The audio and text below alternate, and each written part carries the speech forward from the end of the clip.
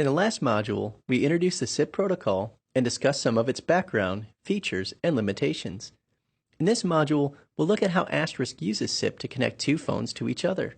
If you will ever need to troubleshoot SIP calls, it'll be important for you to understand the upcoming SIP call flow diagrams. You don't have to memorize each message in the dialogues, but you should at least know how each component interacts with the others. We will be making a call from phone 1 to phone 2. Phone 1 is registered to server A, and phone 2 is registered to server B. This means that the full path of the call will be from phone 1 to server A, from server A to server B, and finally from server B to phone 2. Remember that Asterisk is a SIP back-to-back user agent and not a proxy. This example assumes that Asterisk and the phones are all configured properly and can reach each other over a network. When someone dials a number or extension from a SIP phone, the phone will send an invite message to Asterisk. This invite message is a request for the sender to establish a SIP session. Our example assumes that Asterisk is configured to require authentication before it will try to connect the call. This is typical. So server A responds to the invite with a SIP message of 401 unauthorized, which tells the phone that it must provide valid authentication credentials in order for the call to be placed. The phone acknowledges the receipt of this message. At the end of the last slide, Asterisk had rejected phone 1's invite and had requested authentication credentials, and the phone had acknowledged Asterisk's response.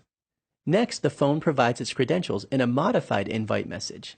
These credentials are sent in an encrypted digest or other secure form to make it harder for an attacker to discover them. Here, Asterisk validates the credentials provided by the phone. In the next step, two things happen. Asterisk responds to the phone with a message called 100 trying, which tells the phone that the invite was received and that the request is being processed. At the same time, Asterisk looks up the dialed number in its dial plan. It finds that the matching extension is a SIP dial to server B, so it establishes a new SIP call to server B.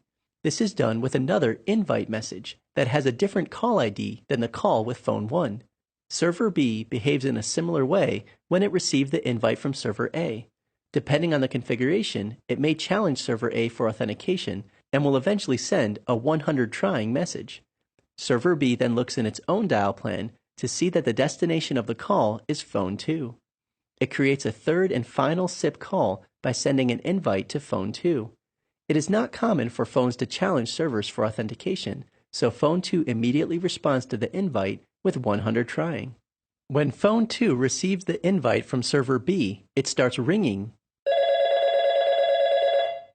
to alert a user that there is an incoming call. It also responds to server B with a message called 180 ringing, which tells the server that the phone received the call and is trying to alert a user. Server B propagates the 180 ringing message back to server A, which also propagates it back to phone 1. When phone 1 receives the 180 ringing message, it knows it can alert the user.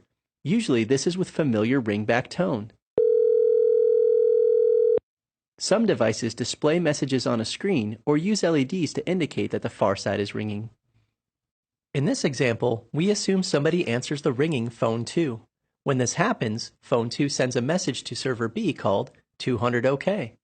This message generically means that the previous request was successful. In the dialog pictured here, that means that phone 2 was answered. The 200 OK message is propagated back through each of the SIP calls until phone 1 receives it. Phone 1 acknowledges receiving the 200 OK, and the servers in turn propagate that acknowledgement back to phone 2.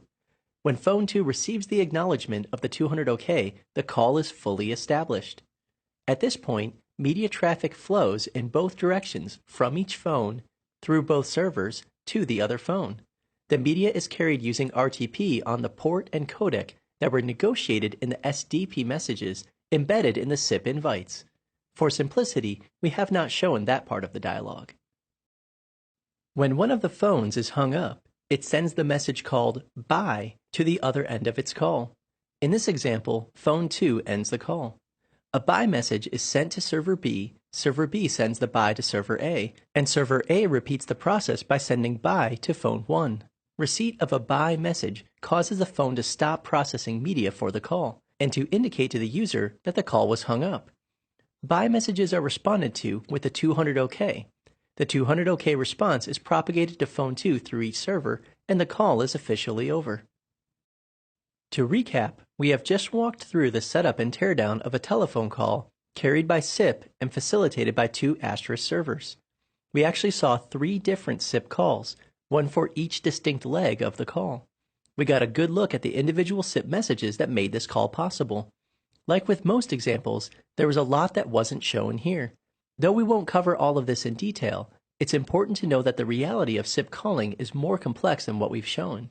Some of the specific concepts that we did not demonstrate here are the codex import negotiation, NAT or firewall transversal, and how SIP authentication works. We also left out all of the configuration details that made this call possible, but you can now move on to the next module where we'll discuss SIP debugging.